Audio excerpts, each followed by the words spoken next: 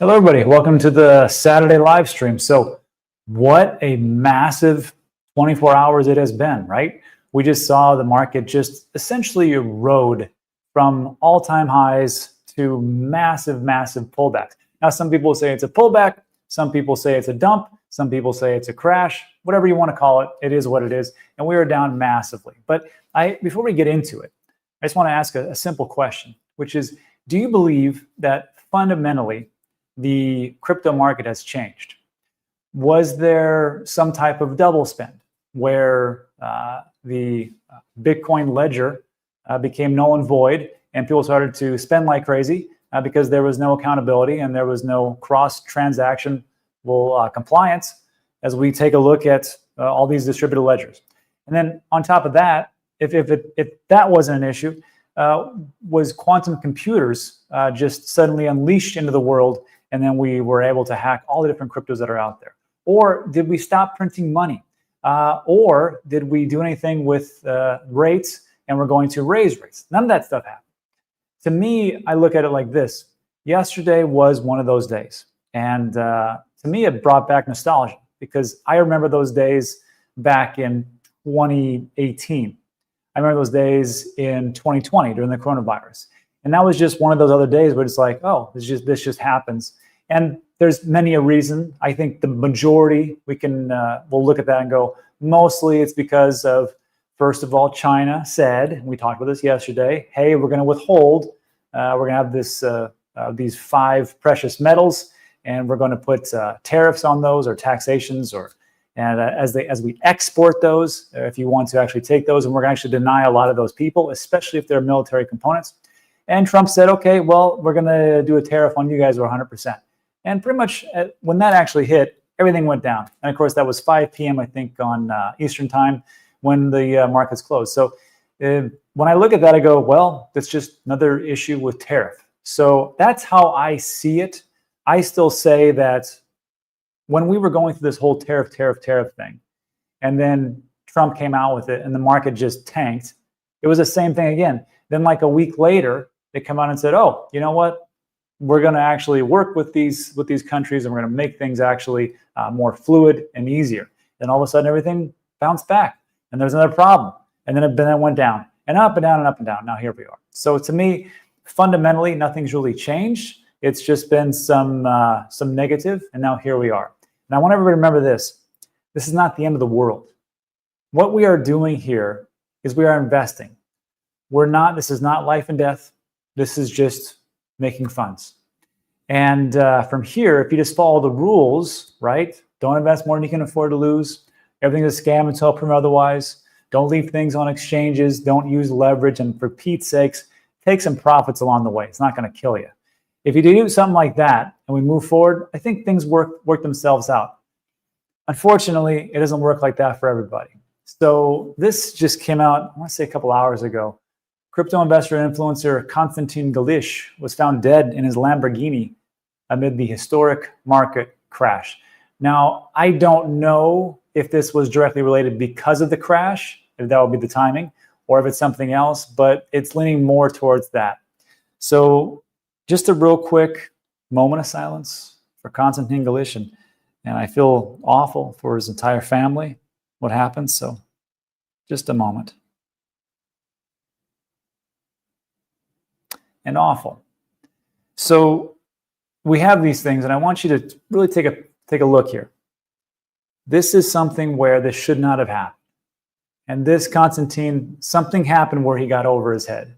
And I want to remind everybody that this, again, is not life and death. What we're doing here is we're just trying to offset and gain funds and increase our pocketbooks and do things. Now, we can go on certain rants and try to make as much money and be risky, but that's on you. Just remember that some things don't work out that well.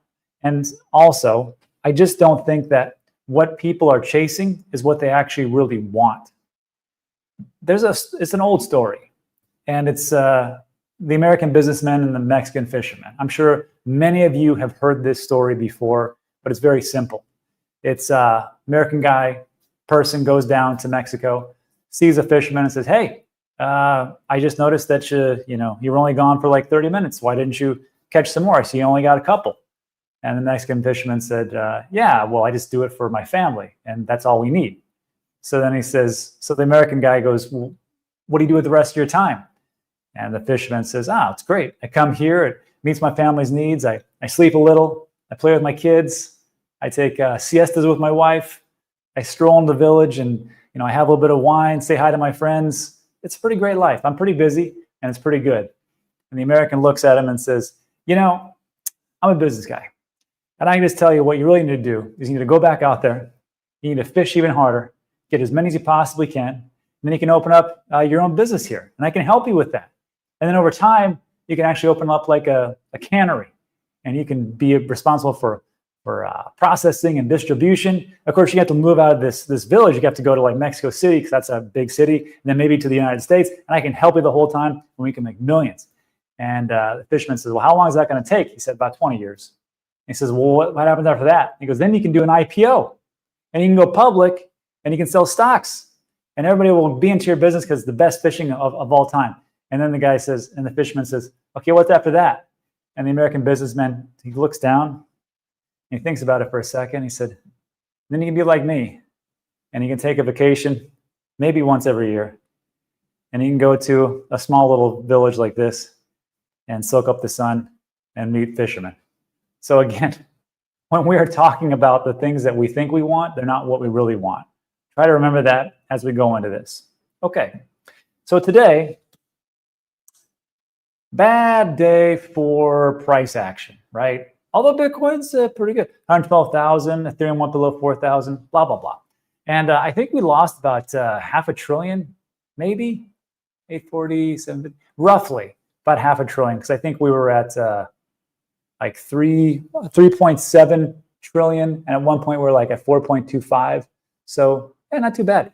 And of course, that just happens because of a tweet or whatever else. Also, there was some massive manipulation. We're going to go over that in a second, and it is not good. But because of this, of course, you can see that there's not too many things that are up. Is there anything up? Stable coins. Oh, and Zcash, which is up 457% for the month. So congratulations, Zcash holders. I am not one of those guys. Meme Core is up, I guess. And everything else is pretty much in the red, so that's it. Dominance, I know a guy who's probably going to be very happy taking a look at this. Bitcoin dominance actually rose up quite vastly. I think we hit over 60. Yeah, look at that. Bitcoin 60%, then it took a little dip. I think yesterday it was at 58.2, then it went to 60.2, and now it's down. But you can see that in blue is the Bitcoin market cap, and it's going down. But the Bitcoin market cap, of course, actually went up. And that's because people are getting out of alts because they're like, this wasn't a good idea. And now here we are. So again, I know people are waiting for that sweet altcoin season. And it was here for a bit, but I just, again, don't think we're going to have altcoin season like how we used to, where every single thing goes up. You know my thesis on certain altcoins, so I'm not going to go over it and bore everybody. But just try to pick the ones that actually have utility, function, fees, and revenue. So anyhow, we have that. And of course, this is the big thing that everybody is talking about, which is liquidations. And again, rules, trying to use leverage. I say 0% leverage, but if you want to do 2 or 3x, hey, have at it. But if you're doing a 50, 100x, it's kind of risky. And this is you. I have never seen it like this. So we can see here that this was the 9th of October. What's the date today? 11th? So this is at night, I guess. Last night, 2 nights. And you can see that we liquidated, what was the word? 24-hour wrecked, 19 billion. And usually you see like 100 million, 500 million. And if you get to a billion, you're like, wow, a billion. And of course, that was 19. Let me refresh this real quick. I don't think this is absolutely correct. Oh, yeah, here we are. Now we're talking. So let's see, 9th. And then, of course, today,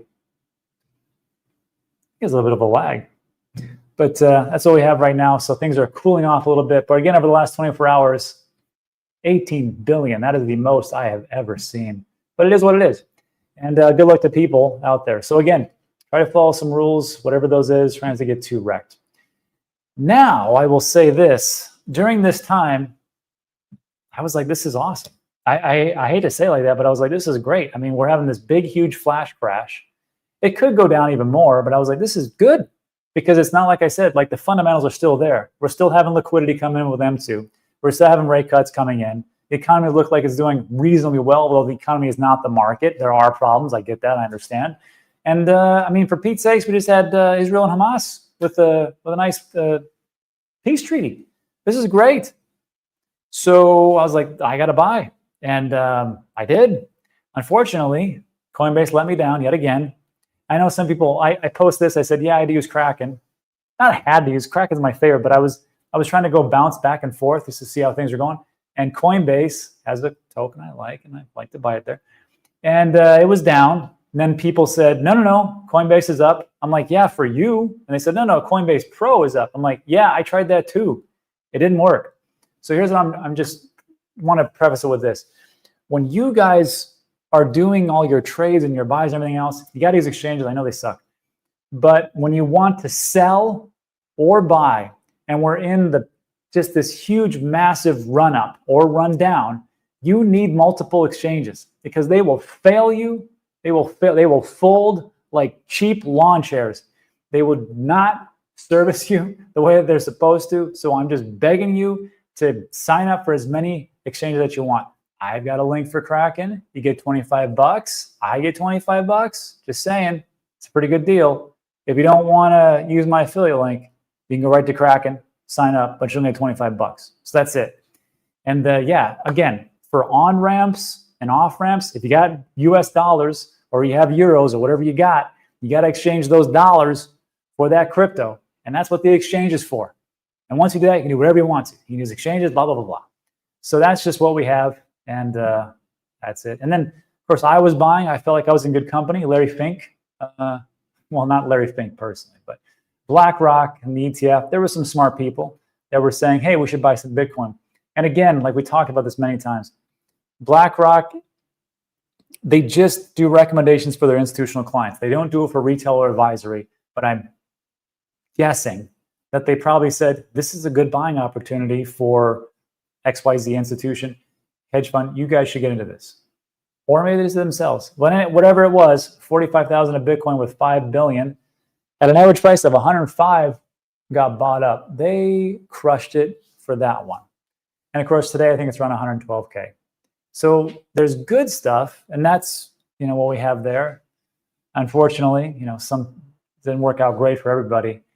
And this is one of the reasons, Binance. So now we're going to go into the negative parts of this show. So if you'd like to wrap it up there and be like, that was awesome, then this is it. But we're going to go over some things that you're not going to like. And it's to protect you because the odds are stacked against you and you are exit liquidity.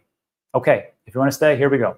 So Binance said a little post and says, we're happy to report that all services have been restored and are progressively returning normal because they went down too. We are continuing to monitor the situation to ensure all operations continue running smoothly. We appreciate everyone's understanding. And of course, 18 hours ago, due to heavy market activity, our systems are under high load. I don't care about that. That's going to happen. It just is. This was unprecedented, sure. But then I'm in this group and they were showing me pictures, like screenshots after screenshot after screenshot of the exchanges and how the price is different wildly. So here's the thing. If you're on leverage, right, and you're doing one way or the other, and the price goes down to a certain point and you get liquidated, that's good for the exchange. Why? Because when they liquidate you, then of course they get those funds back and they get the fees and revenue coming back to them. So it would behoove them to make sure that the price goes as low as it is supposed to go, or as high if you're doing the opposite trade. And of course, because of that happened, you had a bunch of people, which we just saw, got liquidated like crazy. Why? Because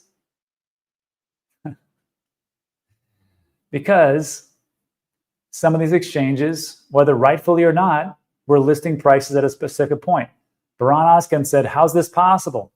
Adam was on Binance at a fraction of a penny. Adam on MEXC was $1.57. How is that possible? Well, I don't know, but if you were doing kind of levered plays, you got wiped out. And that's just Adam.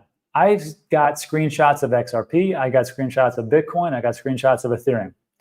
And it's the same song and dance over and over again. And I know there was some manipulation going on, pretty hardcore.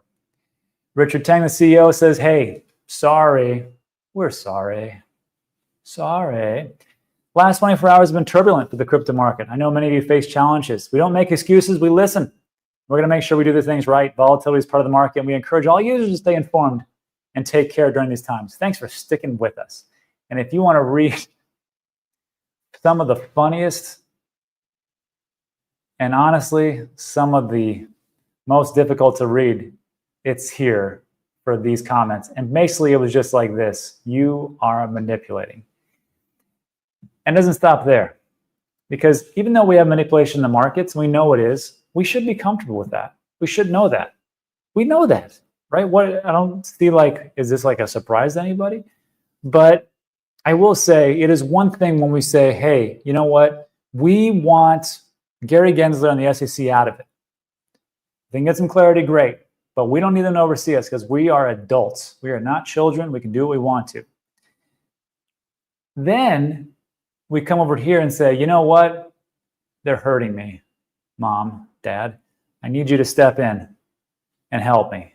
And I get it. People are going to say, well, that's what they're supposed to do. And you're being very, very, very coarse with people. But look, you can't have it both ways. You can't have it and say, you know what? I don't want any type of big brother activity. I want to do everything decentralized. Let the chips fall where they may. And if that means that because of Binance, what they did, I'm going to take my funds out and go someplace else, that's the market. You do that. But if you're going to say, I want decentralization and I don't want anybody to step in, you can't say what this is saying, which is this. This is from CEO of Crypto.com. Regulators should look into the exchanges that had most liquidations in the last 24 hours and conduct a thorough review of fairness of practices. Any of them slowing down to a halt, effectively not allowing people to trade. Were all trades priced correctly and in line with indexes? What's the setup for trade monitoring and AML programs? Are there internal trading teams fully Chinese walled? 20 billion in liquidations. A lot of users got hurt. The job of regulatory bodies to protect the consumers and assure market integrity. That sounds like somebody from the United States House of Representatives saying, you know what? We need to jump in there and we need to take care of everybody because we're the only ones that can do it. Vote with your pocketbook. Say, I'm never going to use Binance again, and that's it. Or go the other route and say, you know what? We do need regulation. Let's have them step in. It's not for me to tell you what to do. I'm not your dad. I'm just saying you can't have it both ways, and that's pretty much it. And finally, it's not just manipulation by the exchanges. It's insider information and people essentially extracting as much value as they can and getting out of the market.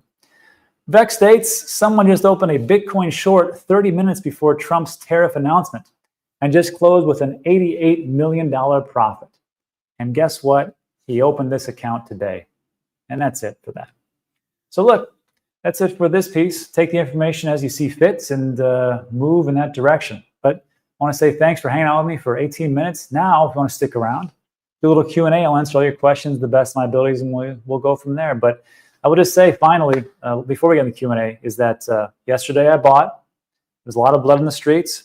I could be wrong. We could go down even lower, but I still believe that we are in the right place at the right time in the right markets. Is there other opportunities out there? Absolutely. But right now, I still think that Q4 will be great. Moving into 2026, potentially Q1, who knows? But fundamentally, nothing's changed, and I'm still ecstatic to be here.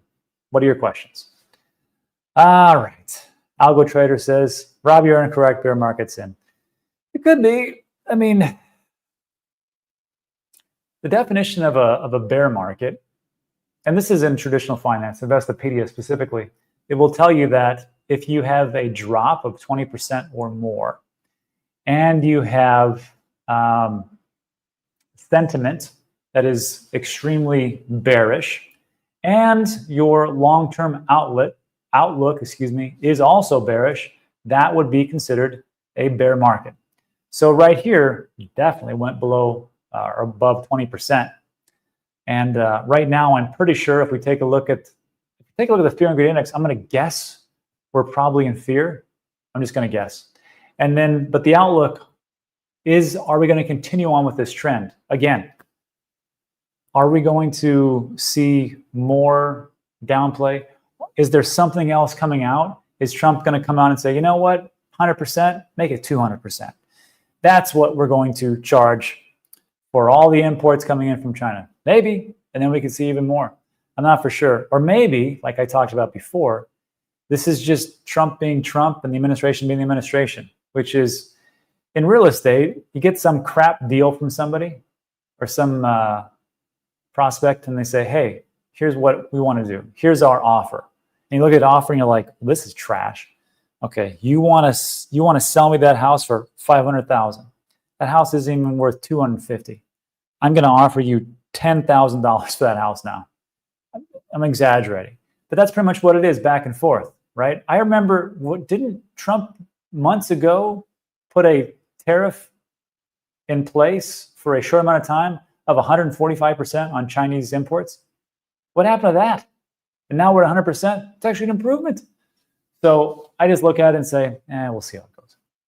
Cosmo, hey Dan, did you get liquidated? I didn't, because I didn't play in that market. Now, there are traders that are good at this and they can use leverage and they can come out on top. But I'm just not that guy yet. But I'm going to get into it. Someone. Literally art of the deal. There you go. Algo trader, fear at 25% is a buy. Another taco trade is coming, which taco stands for Trump always chickens out, which we'll see what happens. Why negotiate through tweet? You twit. It's just getting the message out there, right? It's a funny thing because usually presidents, they would go and make a public announcement and they would stand at the podium and they would address the nation and it would be covered by the big three channels, ABC, NBC, CBS, and it would be televised and everybody would watch it because that's all we had. Then of course we get cable news and that was one big thing, but now everything's shifting into the social media presence. So he's like, where can I reach, I don't know, 100 million people quickly? Well, I could go on Fox News, but they don't have it. I know CNN doesn't have it. So let me just tweet this out. And I guarantee it'll get to Xi Jinping. That's what I would have done too. All right. Let's see. Michael says, no, they wouldn't. Pam, go prosecute my enemies, social media post. No, they wouldn't. It'll be done back channel. No. Well, they could do it. I guess that would be Robert F. Kennedy and the Cuban Missile Crisis. Everything was back channeled in that way. But you see how effective this could actually be as well. Sue. Set up 100% tariff by 9 days. Tony Rosas. Trump's family as the insider information is getting rich AF while everyone is scared. Yeah, so does anybody believe that any politician is not corrupt and greedy? I'm just going to throw it out there. And I know I just love talking geopolitics. This is just what I created the channel for. But anyhow, all politicians are liars and they're greedy. What is impressive to me is the politicians that go into office and they're not millionaires and they go in there on a salary of 125 to 175,000, whatever it is. And they're all of a sudden millionaires. It's amazing to me how that happens.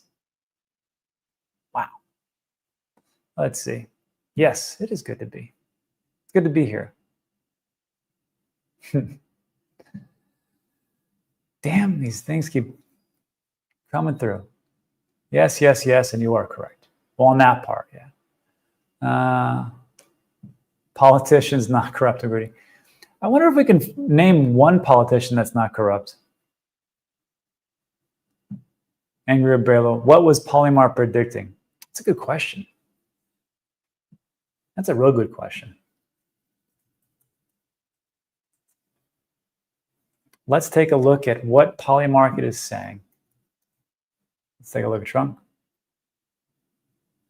Who will Trump pardon 2025? CZ. Jinping's out. Oh, this is a good one. Will Trump meet with Xi Jinping by October 31st? I might, my friend Bobby might have to get into that. Let's see. Let's take a look at tariff.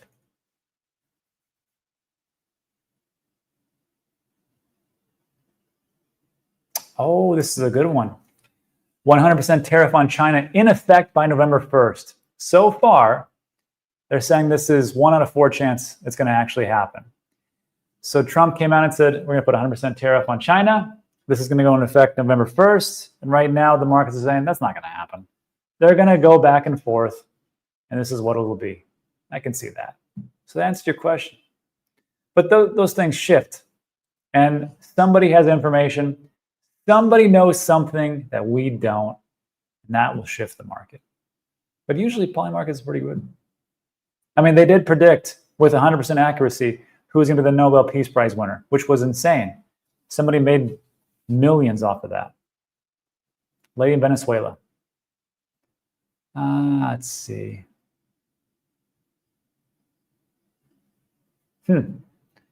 Shouldn't oracles like Link prevent events like this by giving correct price feeds to leverage contracts? It sure should. It's a good point. I don't know how they have everything set up, though, in that situation. If this is like some type of, but it's not a DeFi type of play. They have probably their own internal API integrations. I don't know. Remember when a dip like this was a Tuesday in crypto? Pepperidge Farm remembers. Yes, exactly. Bill says, can we also admire how right Ben has been this cycle? Ben has been right. And it's because of him I didn't dump more into altcoins. Now, me and Ben differ, though, because I think he just went in totally Bitcoin. But I bought some alts, and I knew I was going to get pummeled for a long time, but we'll see how long that's going to last. But yeah, 75, 80% still of Bitcoin. And then, of course, that goes up as the other alts go down. But it's okay. At some point, those alts will run up. Not all of them. I don't need them all. I just need a couple. I'll be happy. Let's see. I'm registered as independent because politicians will suck. I don't blame you.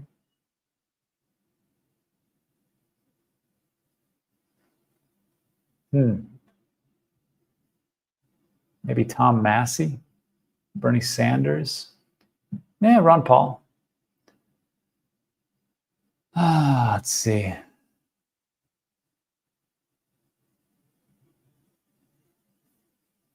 Let's see. Bernie, you're joking, right? Hey, Bernie's been a lifelong politician, so I really can't say how much he's made. Although he's a multimillionaire, so yeah.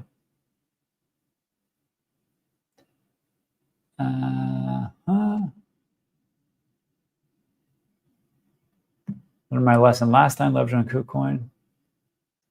And then let's leave it here from week start. Guys, the top is in. Week start might be right. Top may have already been in, and this is just the beginning before we totally collapse. Could be. Or, like we talked about, fundamentals are still there. And if you believe Raoul Pal, the business cycle, we're going to see if some big, huge fireworks in Q2 of 2026. Anyhow, whenever it happens, we'll see some indicators and they'll probably pop off. But I'm not going anywhere. Just like I felt the same way of, going back in reverse as far as the other markets. And it is true. These types of big dips, big, huge dumps. Remember in 2021 when we went down 50% on Bitcoin in about a month and a half, from April down to roughly June. And then, of course, we went right back up and hit all-time highs in November. So we'll see if it works out, but that's it for today. If you like today's video, give it a thumbs up. Consider subscribing. We talk about it's time sensitive. But thanks so much for hanging out with me for 29 minutes. That was good times. And everybody, I will see you guys tomorrow. We're going to do a little bit later live stream on Sunday. It'll be me and Jerry, but we'll catch up tomorrow. Everybody, thanks so much. Have a great rest of your weekend. Remember, it's not the end of the world.